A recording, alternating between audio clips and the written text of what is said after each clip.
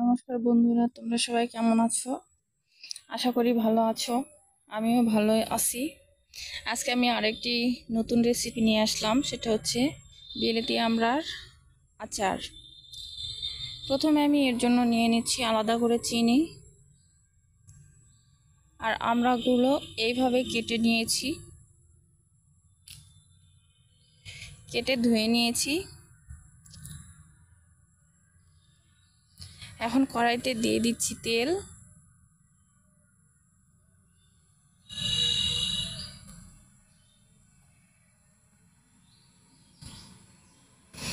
তেলটা একটু গরম করে নিব। এখন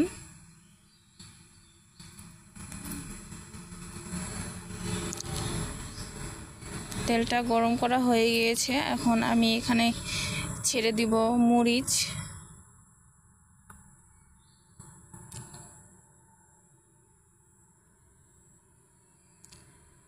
আর দেব 5 ফোড়ন, আর দিয়ে দিব তেজপাতা। তবে আমার এখানে পাতাটি দিতে দেরি হয়ে গিয়েছিল, এই জন্য আমি পরে তেজপাতাটি দিয়ে দিয়েছি। তো তোমরা এখনই এই যে তেল গরম হচ্ছে, মরিচ ভাজা হচ্ছে, আবার 5 ফোড়ন দিয়ে দিয়েছি, এই সময়েই তোমরা তেজপাতাটি দিয়ে দিবে। তারপরে কেটে রাখা আমড়াগুলো ছেড়ে দিবে। এখন একটু ভেজে নেব।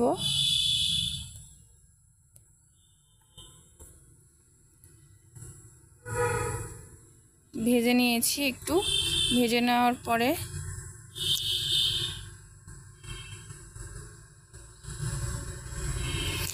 দিয়ে দিব লবণ আর হলুদের গুঁড়ো,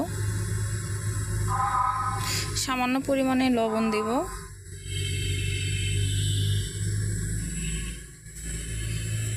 আর দিয়ে দিলাম হলুদ গুঁড়ো, দিয়ে আর একটু ভেজে নেব। বন্ধুরা, আমার ভিডিওগুলো যদি সত্যি খুব ভালো লাগে তাহলে আমার চ্যানেলটি সাবস্ক্রাইব করে লাইক কমেন্ট শেয়ার করবে বেশি বেশি করে, আর আমার পাশে থাকবে। তাহলে আমি নতুন নতুন রেসিপি নিয়ে আসার অনেকটা আশা করতে পারবো যে না, আমার বন্ধুরা আমার পাশে আছে। তো এখন দিয়ে দিলাম একটু জল সেদ্ধ করার জন্য। এখন ঢাকনা দিয়ে দিব। ঢাকনা দিয়ে দিলাম। আমি অপর দিকে এখন এই আচারে দেওয়ার মশলা তৈরি করে নিব। সেটা হচ্ছে 5 ফোড়ন আর জিরে এখানে দিব, দিয়ে একটু ভেজে নেব। আমার জিরে ভেজে গুঁড়ো করা আছে, ব্লেন্ডারে ব্লেন্ড করে রেখেছি আমি। তো এই জন্য 5 ফোড়নটা শুধু ভেজে নিচ্ছি, নিয়ে ব্লেন্ড করব। আর এর সাথে জিরের গুঁড়োটা মিক্সড করে দিব।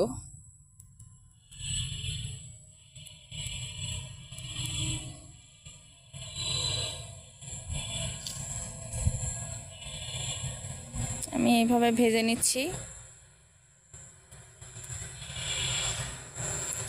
অনেক দিন পরে এই ভিডিওটি নিয়ে আসলাম। আসলে কাজের ব্যস্ততায় আমি সবসময় ভিডিও করতে পারি না, তো কাজের মাঝেও একটু করে চেষ্টা করি।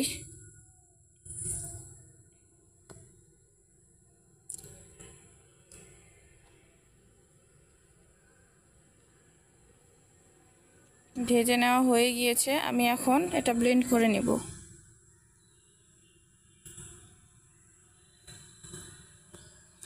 আমি এইভাবে ব্লেন্ড করে নিয়েছি, আর এর সাথে জিরের গুঁড়ো মিক্সড করে দেব।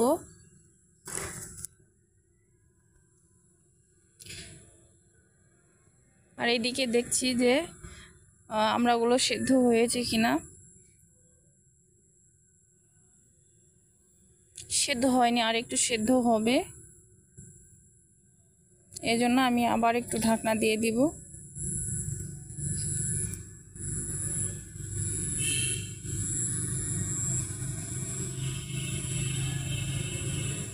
দেখুন সেদ্ধ হয়ে গিয়েছে। এবার আমি একটু পরে ফিরে আসলাম। সেদ্ধ হয়ে গিয়েছে, আবার লেগেও যেতে লেগেছে।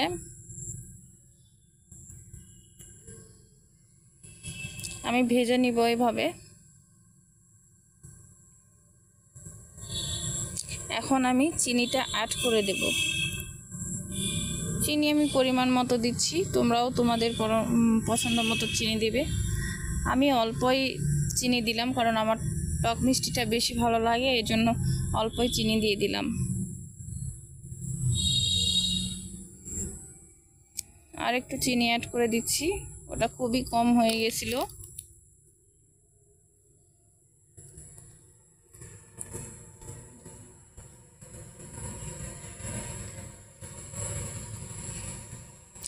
এখন আমি দিয়ে দিব জল, সামান্য পরিমাণে দেব জল।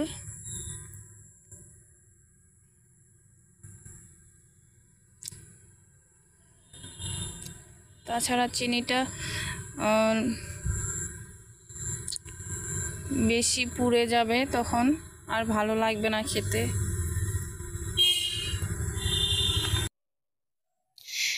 দেখুন এখন জলটা অনেক শুকিয়ে এসেছে, এখন আচারও প্রায় হয়ে এসেছে। আমি আরেকটু শুধু শুকিয়ে নেব। আমি এখন ব্লেন্ড করে রাখা মশলার গুঁড়োটুকু দিয়ে দিব, দিয়ে ভালো করে মিক্স করে নেব।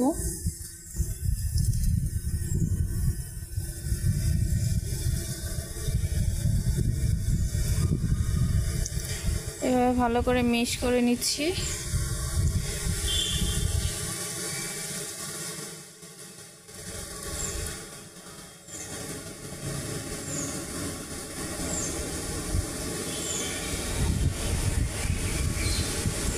আর একটু শুকিয়ে নেব। তোমাদের যদি ভালো লাগে এইভাবে আচারটি তৈরি করে খেয়ে দেখো কেমন লাগে, তারপর আমাকে কমেন্ট করে জানাবে যে সত্যি কেমন খেতে হয়েছিল।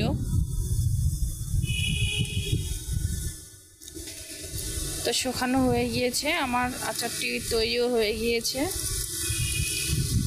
সুন্দর একটি রেসিপি, বিলেতি আমড়ার আচার। আজকের মতো আসি, পরবর্তী রেসিপি নিয়ে আবার আসবো।